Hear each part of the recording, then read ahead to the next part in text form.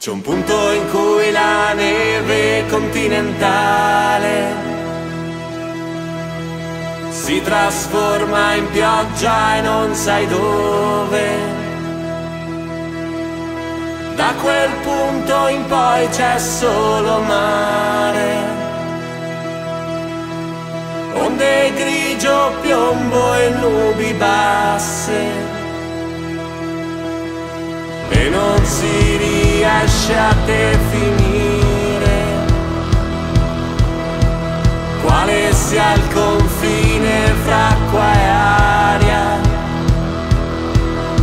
Per quanto resti fermo qui a guardare,